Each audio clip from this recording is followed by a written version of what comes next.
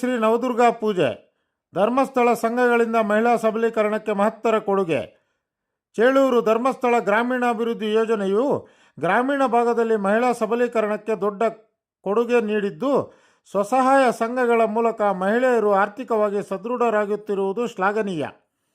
ಸಾಮೂಹಿಕ ಶಕ್ತಿಯಿಂದ ಮಾತ್ರ ಸಮಾಜದಲ್ಲಿ ಸಮಗ್ರ ಅಭಿವೃದ್ಧಿ ಸಾಧ್ಯ ಎಂದು ತಹಶೀಲ್ದಾರ್ ಶ್ವೇತಾ ಬಿಕೆ ನುಡಿದರು.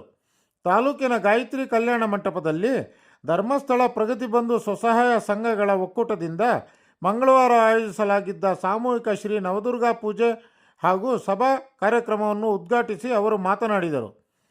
ಸ್ತ್ರೀ ಎಂದರೆ ಶಕ್ತಿ ಎಂದು ಬಣ್ಣಿಸಿದ ಅವರು, ಈ ಸಂಘದಿಂದ ಸಹಸ್ರಾರು ಮಂದಿ ಸಹಾಯ ಪಡೆದಿದ್ದಾರೆ.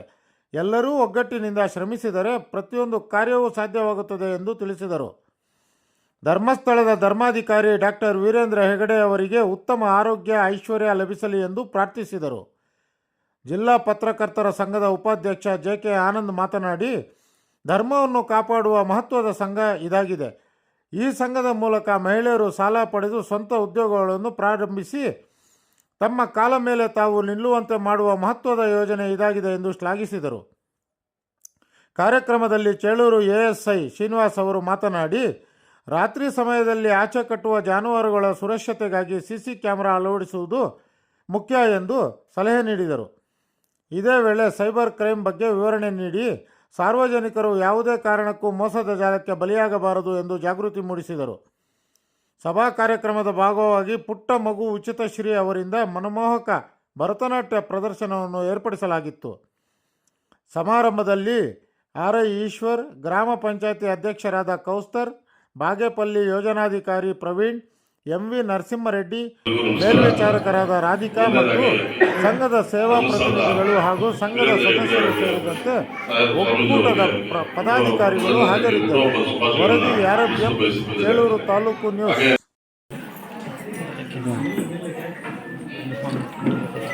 ಸರ್ ಸ್ವಲ್ಪ ಹಿಂದೆ ಹೋಗಿ.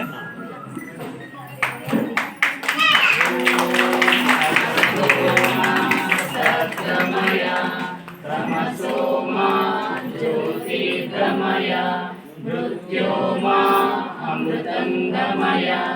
ಓಂ ಶಾಂತಿ ಶಾಂತಿ ಶಾಂತಿ.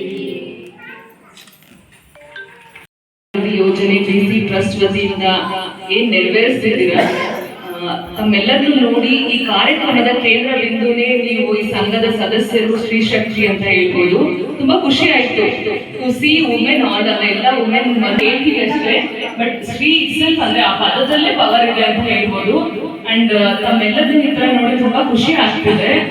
ಅಂಡ್ ಈ ಕಾರ್ಯಕ್ರಮ ಅಧ್ಯಕ್ಷತೆ ವಹಿಸಿರುವಂತ ಎಂ.ವಿ. ನರಸಿಂಹರೆಡ್ಡಿ ಅವರು, ಈ ಸಾಮೂಹಿಕ ನವದುರ್ಗ ಪೂಜಾ ಸಮಿತಿಯ ಅವರು ಹಾಗೂ ಮುಖ್ಯ ಅತಿಥಿಗಳಾಗಿ ಆಗಮಿಸಿರುವಂತಹ ಪ್ರಶಾಂತ್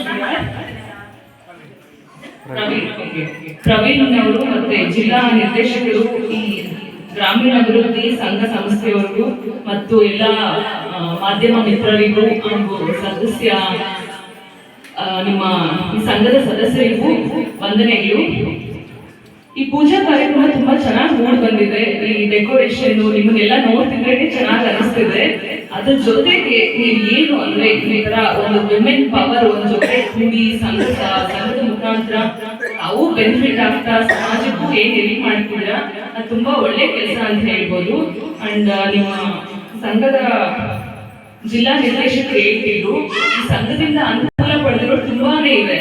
ಅಂದ್ರೆ ನೀವೊಂದು ಸಾಲ ತಗೊಂಡು ನೀವೊಂದು ನಿಮ್ಮ ಕಾಲ ಮೇಲೆ ನಿಂತ್ಕೊಂಡ್ಲಿಕ್ಕೆ ಯಾವುದೋ ಒಂದು ಯೋಜನೆ ಹಾಕೊಂಡಿರ್ಬೋದು, ಅಥವಾ ನಿಮ್ಮ ಹೆಲ್ತ್ ಏನಾದ್ರು ಪ್ರಾಬ್ಲಮ್ಸ್ ಇದ್ರೆ ಫ್ಯಾಮಿಲಿಯವರು ನೋಡಿರ್ಬೋದು, ಅಥವಾ ನಿಮ್ಮ ಮಕ್ಕಳಿಗೆ ಎಜುಕೇಶನ್ ಪರ್ಪಸ್ಗೂ ನೀವು ಅದನ್ನ ಬಳಸ್ಕೊಂಡಿರ್ಬೋದು.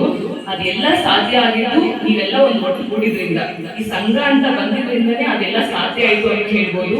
ಅಂಡ್ ಇದಕ್ಕೆಲ್ಲ ಮೂಲ ಕಾರಣಕರ್ತರಾದಂತಹ ಧರ್ಮಸ್ಥಳ ಪೂಜ್ಯರು ಆದಂತಹ ವೀರೇಂದ್ರ ಹೆಗ್ಡೆ ಸರ್ ಅವರಿಗೆ ಈ ಸಂದರ್ಭದಲ್ಲಿ ಫಸ್ಟ್ ಮುಖ್ಯವಾಗಿ ಥ್ಯಾಂಕ್ಸ್ ಹೇಳಬೇಕು. ನಮಸ್ಕಾರ. ಮೊದಲನೇದಾಗಿ ಧರ್ಮಸ್ಥಳದ ವೀರೇಂದ್ರ ಹೆಗ್ಡೆ ಅವರಿಗೆ, ಸ್ವಾಮೀಜಿ ಅವರಿಗೆ ಮೊದಲನೇದಾಗಿ ಹುಟ್ಟುಹಬ್ಬದ ಶುಭಾಶಯಗಳನ್ನ ತಿಳಿಸಲು ಬಯಸುತ್ತಿದ್ದೇನೆ. ಹಾಗೆ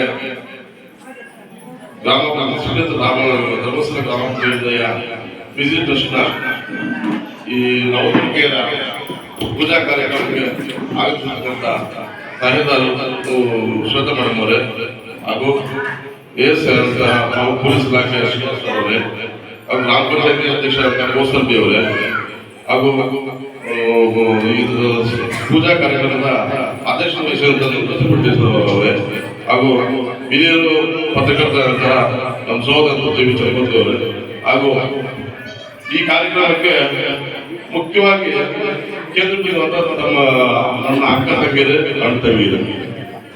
ಮೊದಲನೇದಾಗಿ ಹೇಳ್ಬೇಕಂದ್ರೆ ಧರ್ಮಸ್ಥಳ ಕ್ಷೇಮಾಭಿವೃದ್ಧಿ ಸಂಘ ಸುಮ್ಮನೆ ಸಂಘ ಅಲ್ಲ, ಇದು ಆಕ್ಚುಲಿ ಒಂದು ಧರ್ಮವನ್ನ ಕಾಪಾಡ್ತಂತ ಧರ್ಮಸ್ಥಳದ ಸಂಘ. ಹಾಗೆ ಒಬ್ಬ ಯಾರೇ ಆಗ್ಲಿ ಸ್ವಲ್ಪ ಸಾಲ ತಗೋಬೇಕು ಅಂತ ಹೇಳಿದ್ರೆ ಮನೆ ಹಣ ಇಡಿ, ಒಂದು ಚೆಕ್ ಕೊಡಿ, ಒಂದು ಸೈಟ್ ಹಣ ಹೇಳ್ತಾರೆ. ಅದೇ ನಮ್ಮ ಧರ್ಮಸ್ಥಳ ಸಂಘದಲ್ಲಿ ಯಾವುದೇ ಇಲ್ಲ. ಒಂದು 12 ಜನ ಹೆಣ್ಮಕ್ಳು ಸಂಘ ಸಂಸ್ಥೆ ಕಟ್ಕೊಂಡು ಧರ್ಮಸ್ಥಳದಿಂದ